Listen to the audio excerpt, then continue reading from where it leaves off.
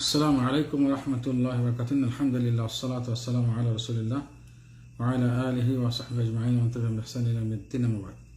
সম্মানিত ভিউয়ার্স, দর্শক শ্রোতাবৃন্দ, আমরা আজকে ফুলসিরাত সিরিজ আলোচনার 7 নম্বর পর্ব আলোচনা করব জাহান্নামের গভীরতা এবং জাহান্নামের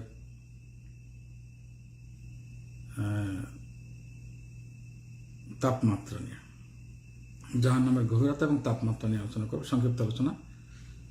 প্রতি মাসে জাহান্নামের গভীরতা নিয়ে কত গভীর হবে এ সম্পর্কে যেটা আমরা হাদিস পাচ্ছি, সহিহ তিরমিজির হাদিস, শেখ আলবানী সেটা সহিহ বলেছে, তিরমিজির হাদিস। আবু হুরায়রা রাদিয়াল্লাহু তাআলা বর্ণনা, মহানবী সাল্লাল্লাহু আলাইহি ওয়াসাল্লাম বলেন যে প্রথম গ্রুপটি একেবারেই বিজলির মতো, অর্থাৎ দ্রুতবেগে, আমরা আগে এটা বলেছি, বিদ্যুৎ গতিতে পার হবে,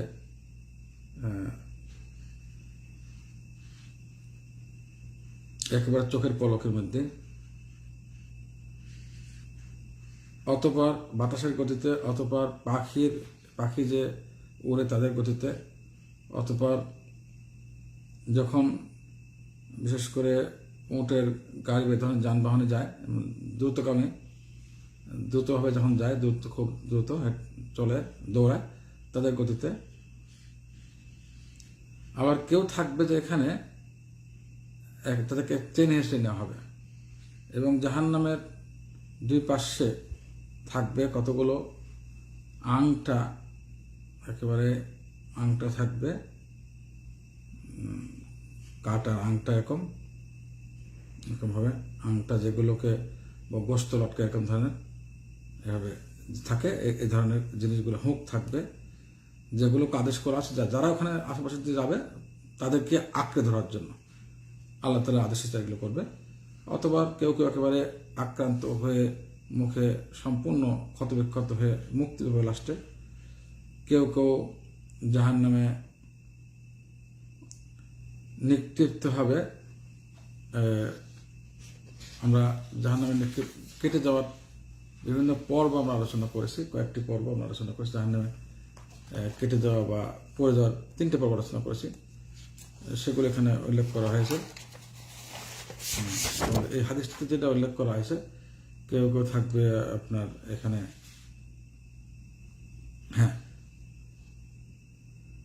যাকে পেছন থেকে ধাক্কা দিয়ে ফেলে দেওয়া হবে, এটা এখানে উল্লেখ করা হয়েছে। এরপরে হাদিসের বাকি অংশ আল্লাহ কসম করে বলেন যে, যেহেতু প্রশ্নটি আবু হুরায়রা করেছিলেন, সম্ভবত আবু হুরায়রার বর্ণনা, এখানে আল্লাহ বলেন যে, অথবা আবু হুরায়রা রাদিয়াল্লাহু তাআলা নিজেই কথা বলেন যে, কসম যার হাতে আবু হুরায়রার জান, যার হাতে আবু হুরায়রার জান, জীবন রয়েছে, জাহান্নামের গর্ত হলো লাসাবউনা খারিফান, অর্থাৎ 70 বছরের দূরত্ব। আল্লাহু আকবার, 70 বছরের দূরত্ব। কথাটা তো অনেকে বুঝেন নাই, 70 বছরের দূরত্ব অর্থ কি? 70 বছরের দূরত্ব মানে কি? তার মানে একটা ঘটনা বলি, এটা হাদিস সহিহ। রাসূলুল্লাহ সাল্লাল্লাহু আলাইহি ওয়াসাল্লাম বসেছিলেন, বিকট শব্দ হলো। আল্লাহ রাসূলের সব জিজ্ঞাসা করেন মহানবী সাহাবাদেরকে, তোমরা কি জানো বিকট শব্দ কিসের? তখন বলেন রাসূলুল্লাহ, আল্লাহ এবং রাসূল ভালো জানেন। তখন মনে বলেন যে 70 বছর আগে জাহান্নাম ভর্তি একটা পাথর খসে নিচে পড়ছিল, এখন এটা আজকে গিয়ে একই মুহূর্তে গিয়ে নিচে পতিত হলো। তার মানে 70 বছর লাগলো এই পাথরটাকে নিচে পড়তে। এই হলো দূরত্ব। জানি আমরা প্রত্যেক কোনো ভারী জিনিস নিচে পড়লে, পাথর এবং পড়লে ক্রমান্বয়ে গতিবৃদ্ধি বাড়তে থাকে। কত গতিতে গিয়েছে চিন্তা করে দেখুন। এবং এই শেষে গিয়ে 70 বছরে জাহান্নামে পৌঁছে যায়, 70 বছরের দূরত্ব বোঝার জন্য এই উদাহরণটা দিলাম। আচ্ছা, এবার আসি, চিন্তা করে দেখতে হবে যে যাদেরকে টেনে হেঁচড়ে নেওয়া হচ্ছে তাদের কি অবস্থা হবে, যে এই জাহান্নামের উপর যাচ্ছে, হাত গিয়ে আসছে, কখনো কখনো বিভিন্ন রকম অস্ত্র যেগুলো রাখা হয়েছে, হুঁক ইত্যাদি, আর যারা কাটার মতো চারিদিক কাটা, এগুলো আক্রমণ করবে, ধরে নেবে, এগুলো ঝলসে দিচ্ছে, বিষাক্ত পয়জন জাহান্নামের, এগুলো সবগুলো অ্যাটাক হচ্ছে।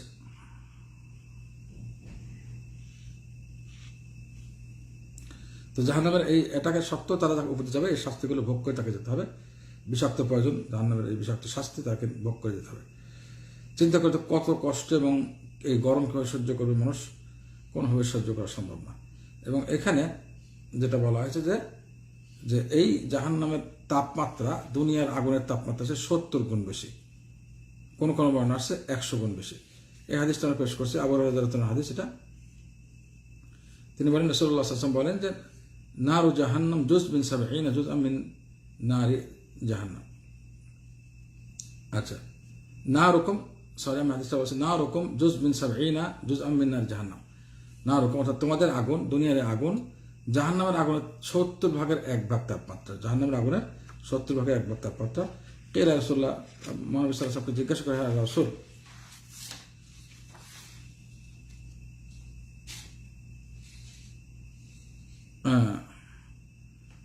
আগুন তো এটা যথেষ্ট ছিল, দুনিয়ার আগুন হলে যথেষ্ট ছিল শাস্তির জন্য।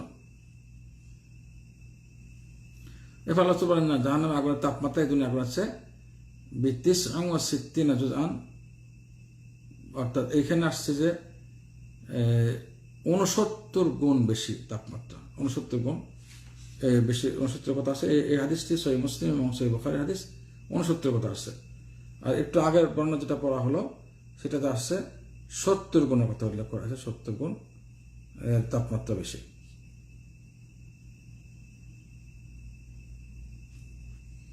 তো 70 গুণ তাপমাত্রা যেটা আছে সেটা হলো সহিহ বুখারী সহিহ মুসলিমের হাদিস। আর হ্যাঁ, সম্ভবত দুটোই সহিহ বুখারী এবং মুসলিমের হাদিস, দুটোই হবে। একটি বর্ণনা আসছে 70 গুণ, আর একটি বর্ণনা আসছে 69 গুণ। একটি বুখারী মুসলিম হাদিস। আচ্ছা, অন্য বর্ণনা পাচ্ছি আমরা আরেকটা হাদিস, যেটা নাকি শেখ আলবানী সহিহ বলেছেন সহিহ জামেতে। এই বর্ণনা আসছে যে জাহান্নামের আগুন সম্পর্কে, যে ওয়াহাদিহিন নার জুজ বিন মিয়াতি জুজ বিন জাহান্নাম, এই দুনিয়ার আগুনগুলো জাহান্নামের আগুনের 100 ভাগের 1 ভাগ তাপমাত্রা, 100 ভাগের 1 ভাগ তাপমাত্রা। এটা সহিহ জামে হাদিস সহিহ। তো চিন্তা করুন, 70 ভাগের 1 ভাগ, 69 ভাগের 1 ভাগ, অথবা 100 ভাগের 1 ভাগ তাপমাত্রা দুনিয়ার আগুনে এসছে, 100 গুণ বাড়বে। লা হাওলা ওয়ালা কুওয়াতা ইল্লা বিল্লাহ। এই না আগুন যদি যারা দ্রুত করে পার হবে তারা তো হবে, যারা হেঁটে যাবে অথবা যারা আসতে যাবে, যারা হামাগড়ে দিতে যাবে, যারা নাকি যাদেরকে টেনে হেঁচে নেওয়া হবে, কি চিন্তা করে দেখুন কি অবস্থা এইভাবে পার হওয়া।